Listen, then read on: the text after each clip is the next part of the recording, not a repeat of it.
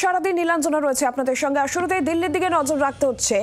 দিল্লির কুর্সি কার হাতে থাকবে? 70 আসনে রয়েছে, সেখানে ভোট গ্রহণ প্রক্রিয়া শুরু হয়ে গিয়েছে আর 699 জন প্রার্থীর ভাগ্য পরীক্ষা আজকে। তৃতীয়বারের জন্য অরবিন্দ কেজরিওয়ালের আপ আসবে নাকি বিজেপি ঘুরে দাঁড়াবে নাকি কংগ্রেস এবার খাতা খুলতে পারবে? আজকেই দিল্লিবাসী তারা এ বিষয়ে ঠিক করবেন ভাগ্য পরীক্ষা প্রার্থীদের। বিশেষজ্ঞরা কি বলছেন? বিশেষজ্ঞদের মতে রাজধানীর ফলাফলের উপর অনেকটাই নির্ভর করছে বিরোধী জোটের ভবিষ্যৎ।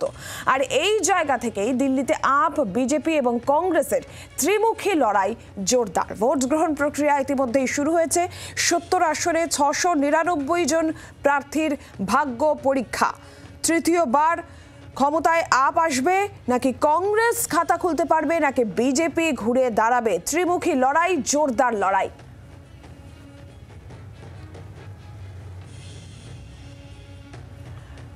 আমাদের সঙ্গে এই মুহূর্তে সরাসরি রয়েছেন আমাদের প্রতিনিধি সৈয়দ মুবাসির। सैयद, अभी तक की क्या छवि है?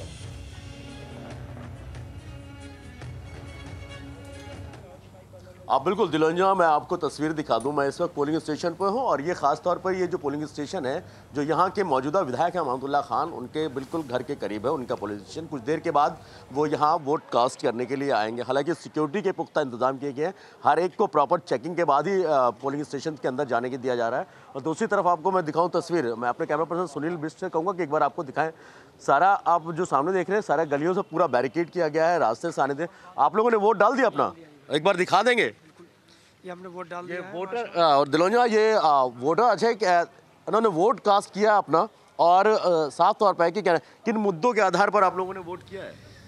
पर देखिए, तो क्या जहन में था कि सभी लोग हमारे तो अपने हैं, ये भी अमनतुल्लाह भाई हमारे ही हैं, दूसरे शफाउर रहमान हैं, ये बेचारे मजलूम हैं और ये इस टाइम में बहुत ज़्यादा क्या नाम परेशानी में, उनके बच्चे भी बहुत, तो माशाल्लाह सब लोग डाल रहे हैं और सुकून के साथ में। आपके क्या मुद्दे थे जिनके आधार पर आपने वोट डाला है? हमारे मुद्दे यही हैं कि जो भी नेता है वो काम करने वाला है।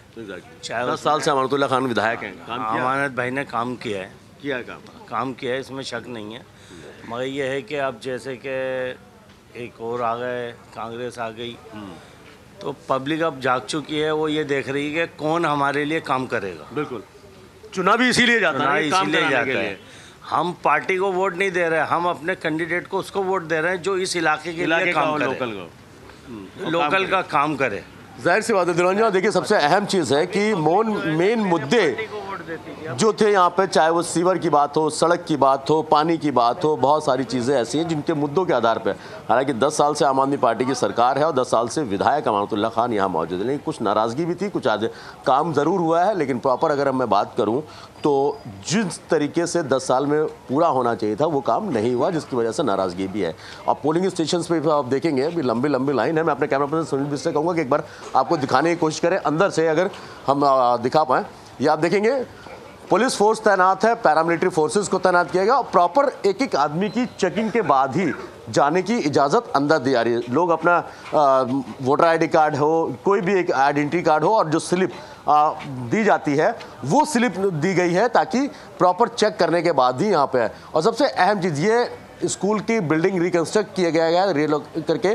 दूसरा, ये 12th क्लास तक का स्कूल। लोगों में नाराज़गी इस बात को लेकर भी ये थी कि ये एक चीज़ ये बताइए, ये वोटर स्लिप चल रही है, काम कर रही है, ये इसमें लोगो भी है और फोटो भी है।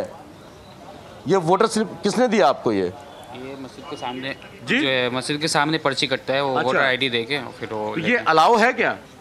हाँ, यही इसी से वोट डाल देंगे। नहीं, एक चीज़ मैं ये जानना चाहूँगा, जैसा सब कोई ऑफिसर अगर है यहाँ पर, नहीं तो ये स्लिप अलाउ है? ये यहाँ तक की अलाउ, ये अलाउड नहीं होती, अलाउ नहीं होती ना, ये नहीं अलाउड नहीं है। हाँ, तो ये स्लिप है जिसमें फोटो बकायदा और लोगो रहता था, वो स्लिप अलाउ नहीं, क्योंकि पोलिंग के टाइम पे इस तरीके की कोई भी ऐसा सिंबल जो इलेक्शन सिंबल हो वो पूरी तरीके से बैन होता है, पोलिंग के टाइम पे नहीं किया सकता। तो आप देख सकते हैं कि अब भीड़ जो है वो काफ़ी ज़्यादा तादाद में बाहर निकली है और सबसे ज़्यादा जो महिलाएं हैं दिलोंजना, वो सबसे पहले वो, क्योंकि महिलाओं के ऊपर जिम्मेदारी है। आप खुद एक महिलाएं समझ सकती है कि घर की भी जिम्मेदारी है, फिर बाहर एक सबसे बड़े अपने लोकतांत्रिक जिम्मेदारी निभाने के लिए महिलाएं सबसे पहले सुबह के टाइम में अगर देखा जाता है तो उनकी तादाद ज़्यादा होती है। दिलोंजना, टू यू। सैयद, जैसे कि हम देख चुके हैं कि वोटर्स लोग वो कह रहे हैं जो लोग उनके लिए काम करेंगे उन्हीं को वो वोट देंगे। तो इससे कौन कौन सी जो फैक्टर है इस दिल्ली चुनाव में, कौन कौन सी जो सब्जेक्ट इशू है, जो फैक्टर है, वो उसके बारे में ज़रा बताइए।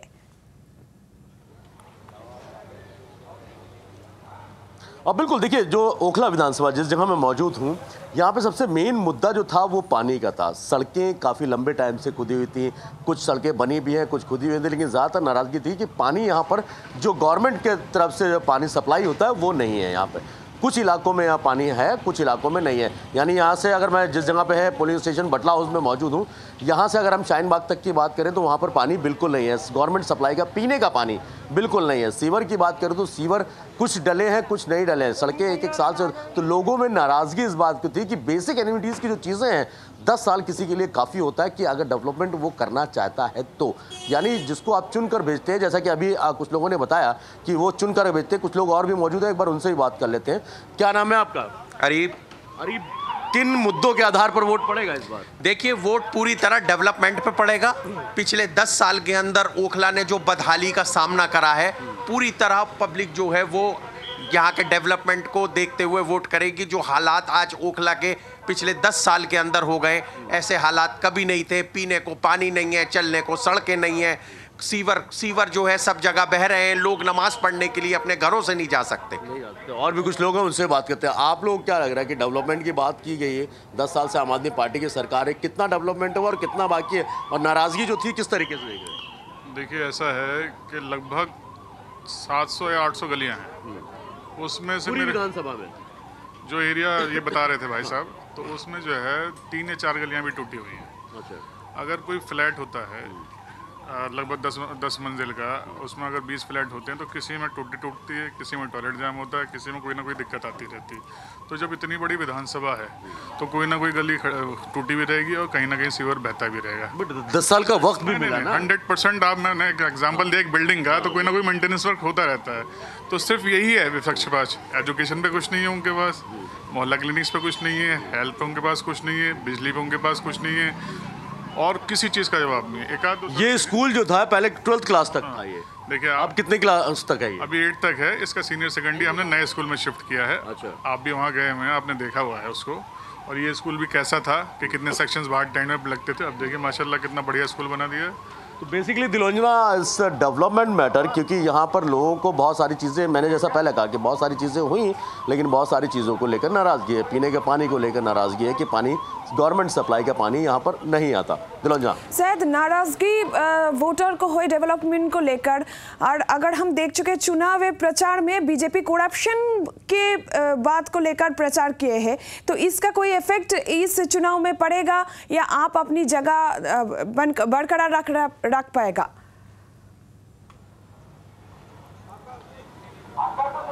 बिल्कुल, देखिए सबसे मेन चीज़ है बीजेपी का इस विधानसभा में, ये ओखला विधानसभा है, यहाँ पर जो परसेंटेज है या मुस्लिम नॉन मुस्लिम वोटर्स की जो है वो 68 to 32% है। यानी 32% वोटर्स जो है वो नॉन मुस्लिम हैं, बीजेपी वोट हैं, और 68% जो है वो आपके जो मुस्लिम वोटर्स हैं। तो यहाँ पर इस विधानसभा में सबसे अहम होता है कि मुस्लिम वोटर ही डिसाइड करता है कि यहाँ का अगला विधायक MLA कौन होगा। ये सबसे अहम चीज़ होती है। दूसरी चीज़ सबसे अहम मैं बात करूँ, बीजेपी पिछले 30 साल में यहाँ कभी नहीं जीती है, क्योंकि वोटर ही नहीं है। 70,000 के आसपास यहाँ पे टोटल वोटर हैं जो नॉन मुस्लिम हैं, और 70,000 में भी 100% पोलिंग नहीं होती है, 60-62% पोलिंग होती है। तो उसमें भी आम आदमी पार्टी का भी वोट है, बीजेपी का भी वोट है, प्लस जो है कांग्रेस का भी वोट है। तो डिवाइड वहाँ होता है। लेकिन 30 ईयर्स के अगर हिस्ट्री की मैं बात करूँ ओखला विधानसभा की, कि यहाँ के मुस्लिम वोटर्स जिसकी तरफ भी गए वो वन साइडेड ही गए, मैक्सिमम यही चीज़ होता है, यानी वोट यहाँ पर कटता नहीं है। अब बात करते हैं ओवरऑल दिल्ली की, तो दिल्ली में कई सारी चीज़ें, यमुना रिवर जो है उसको सफाई के लेकर बात है, बिजली की लेकर बात है, पानी को लेकर बात है। 20,000 लीटर आम आदमी पार्टी कहती है हम फ्री देते हैं, लेकिन आज भी तकरीबन 60% से ज़्यादा ऐसे इलाके हैं दिल्ली के जहाँ पर पीने का पानी नहीं आता है। तो वो एक बड़ा फैक्टर हो सकता है, यानी कह सकते हैं कि वो भी एक मुद्दा है यहाँ पर।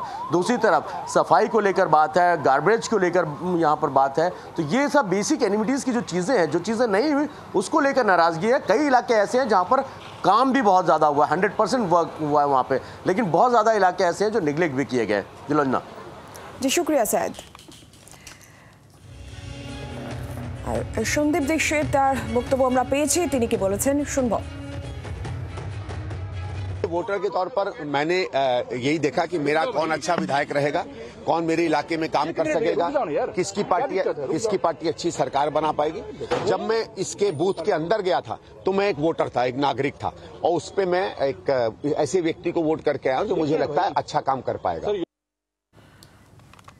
আর দিল্লি ভোট নিয়ে সমাজ মাধ্যমে পোস্ট করেছেন প্রধানমন্ত্রী। দিল্লি বিধানসভা নির্বাচনের সব আসনের জন্য আজ ভোট গ্রহণ অনুষ্ঠিত হবে এবং আমি এখানকার ভোটারদের গণতন্ত্রের এই উৎসবে পূর্ণ উৎসাহের সঙ্গে অংশগ্রহণ করার এবং তাদের মূল্যবান ভোট দেওয়ার আহ্বান জানাচ্ছি। প্রথমবার যারা ভোট দিতে যাচ্ছেন তাদেরও শুভেচ্ছা জানিয়েছেন প্রধানমন্ত্রী। প্রধানমন্ত্রী সমাজ মাধ্যমে পোস্ট করেছেন দিল্লি নির্বাচন নিয়ে। বিধানসভা নির্বাচনের সব আসনের জন্য আজ ভোট গ্রহণ অনুষ্ঠিত হচ্ছে দিল্লিতে। ভোট গ্রহণ প্রক্রিয়া, আমি এখানকার ভোটারদের গণতন্ত্রের এই উৎসবে পূর্ণ উৎসাহের সঙ্গে অংশগ্রহণ করার এবং তাদের মূল্যবান ভোট দেওয়ার আহ্বান জানাচ্ছি। প্রথমবার যারা ভোট দিতে যাচ্ছেন তাদেরও শুভেচ্ছা জানিয়েছেন প্রধানমন্ত্রী। এক্স হ্যান্ডেলে প্রধানমন্ত্রীর পোস্ট।